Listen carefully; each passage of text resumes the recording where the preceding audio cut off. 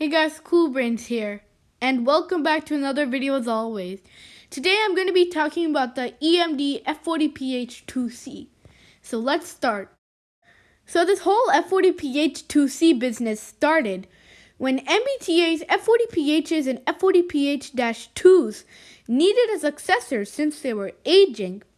So MBTA went to EMD and they ordered some F40PH-2C locomotives. So EMD gave them the F40PH-2C and MBTA ordered them to be in service. Now onto the specifics. The F stands for full width cowl body. The 40 denotes the model series. The P stands for that is a passenger locomotive. The H stands for that it is equipped with HEP generators. And the 2 stands for that it is a second version of the original F40PH. And finally, the C stands for that it is equipped with Caterpillar HEP generators. When MBTA first got these locomotives, they were quite identical to the F40PH locomotive. But in 2001, MBTA did a rebuild of these locomotives, and some were rebuilt and classified as F40PH M-2Cs, and the rest were repainted, and so was the F40PH M-2Cs. Time to talk about the horns and bells. These F40PH-2C locomotives were mostly equipped with K5LA horns, but I heard one has a hybrid K5LA horn.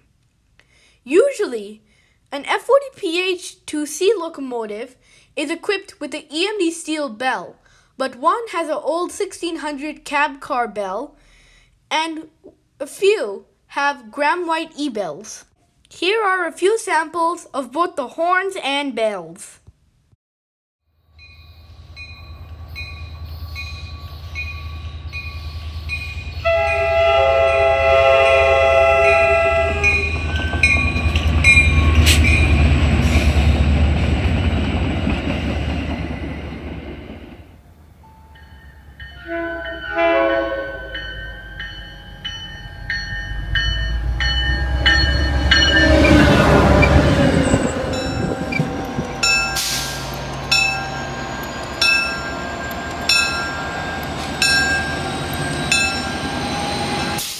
Anyways, almost all of these locomotives are in service, except one, and that is 1073.